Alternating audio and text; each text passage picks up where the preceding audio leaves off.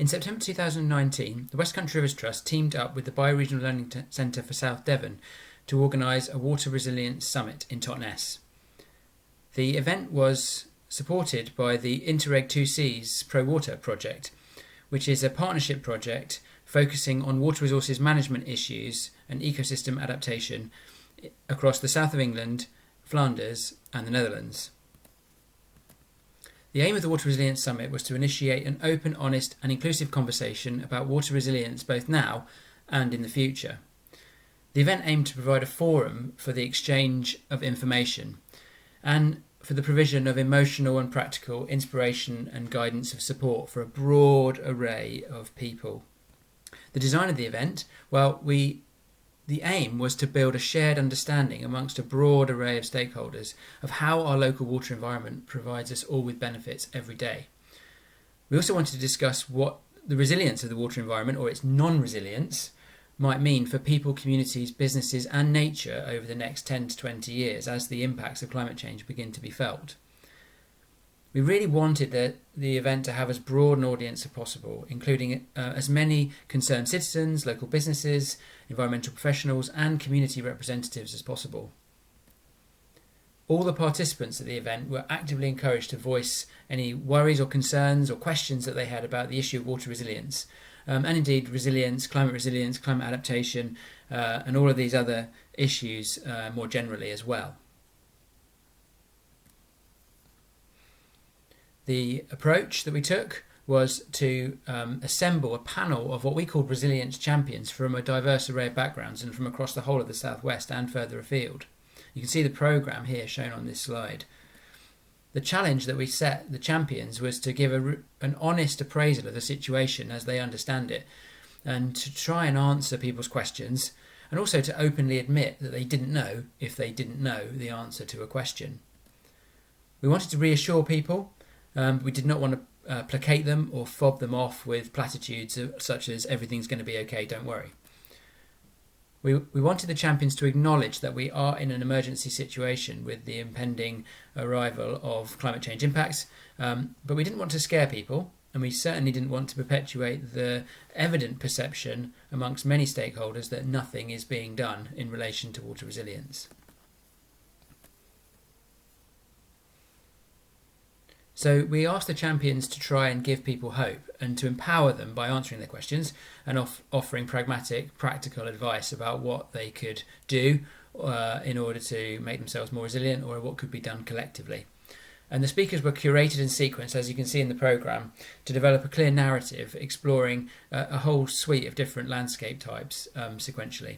And each speaker was asked to focus on just one aspect of the issue in their landscape and explain why that thing was important, say soil for example, discuss whether or not they considered it to be resilient now, to explore what the consequences of that thing not being resilient in the future might be, and also to try and paint a picture, if you like, of what that feature in the landscape or that issue would need to be like in the future if it is to be resilient and withstand the challenges that lie ahead. So it was quite a challenging remit for the champions, but they all did a fantastic job. So the event unfolded through that day. We had 160 plus people sign up for the event, and around 130 people attended on the day. We had contributions from 30 resilience champions, and there were probably 10 to 20 other resilience champions who would love to have contributed but couldn't for whatever reason on the day. We also had 6 exhibits showcasing projects and work that was already being done in relation to water resilience. And during the day we collected over 160 questions and other contributions, comments from the participants, which I'll come on to later in the talk. We also launched at the event the Water Resilience Hub idea, which was originally taking the physical form of a geodesic dome. And the idea was that we would take the hub out into communities to try and continue the discussion that we'd initiated at the Water Resilience Summit in those communities about water resilience. So during the event we undertook some evaluation, very simply just asking the participants as they arrived a set of questions and then re-asking them their their answers again at the end of the event. And so we asked them, how aware are you of the work being done to build water resilience and to adapt to climate change? And as you can see from this graphic, that actually we did achieve a significant change in the level of awareness of the participants through the event. So that indicates that we were hopefully successful to one degree or another in raising people's awareness of water resilience and adaptation to climate change. We also asked people about their readiness to act. How ready are you to take action to build water resilience and adapt your lifestyle, the way you live your life in relation to water?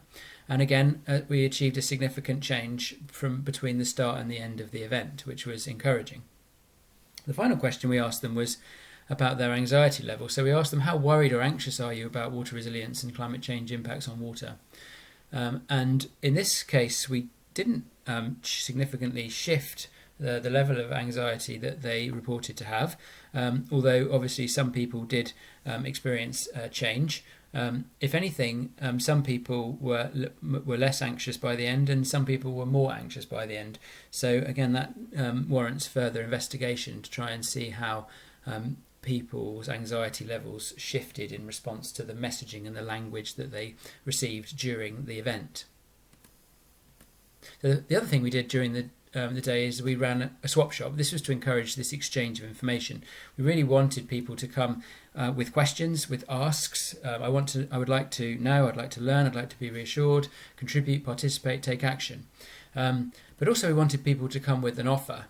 So maybe answering some of those questions in the case of the Resilience Champions, or offering opportunities for people to get involved and contribute to building water resilience. Suggestions about what people can do to be more resilient, and even offering reassurance about the future. We use this to try and really generate that exchange of information and support, mutual support. And indeed, it was quite successful. We had a wall that people posted their responses and questions and concerns on, and we listed 160 responses, which we've been subsequently looking through and reviewing and using to shape our actions following the summit. And when that work continues, one of the things that we've initiated is off the back of this is the Water Resilient Communities project, which I'll come on to shortly.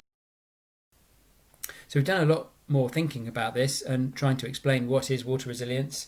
And obviously it needs a whole system approach, and we've been doing a lot of work looking at the way that the natural water cycle and the human water cycle interact with each other. You need both the green and the grey infrastructure to be healthy and functioning in order for both to be resilient. They put pressure on each other when they're not functioning properly. And it's this interaction between the human and the natural water cycle, where environmental infrastructure exists, where the real pressure comes on and where resilience is most quickly compromised. And that's where we need to focus our action in order to build resilience. And so we come up with this idea of the 4 building blocks or pillars of water resilience. So answering this question, how do we help build water resilient communities? And the answer is that we come up with is that it's through the building and the alignment of social capital, knowledge capital, and natural capital, combined hopefully with the financial, the monetary resources that you need in order to take action. And it's from this concept that we have initiated the WATERTIGHT, Water Resilient Communities initiative. So the WATERTIGHT, Water Resilient Communities initiative is a new programme. It's just started nearly a year after the summit. And essentially what we're doing is we're operationalising a whole raft of ideas that came out of the summit. So we have created a Water Resilient Communities Fund. We have created a virtual version of the Water Resilience Hub, which we call the Library, which will fill the gap during coronavirus, during that time while the Water Resilience Hub itself cannot be deployed. And that virtual Water Resilience Hub is actually being launched at this conference. We've initiated with the Bioregional Learning Centre a Resilience Cafe, a safe space for people to come to and share information and learning and mutual support. We've initiated the WATERTIGHT Challenge and the Sub 100 Club, which you can find out more about and sign up to at the www.watertight.community website, which is on the screen now. And we're about to initiate the Water Resilient Communities Living Lab pilot, which is a project to see if we can establish Totnes and Dartington in South Devon as the UK's first truly water resilient communities. So that's very exciting. We don't know how that's going to pan out, but we're optimistic. And if you want to follow our progress, then please do get in touch with us or follow the latest news from the project on the website as shown. Thank you very much.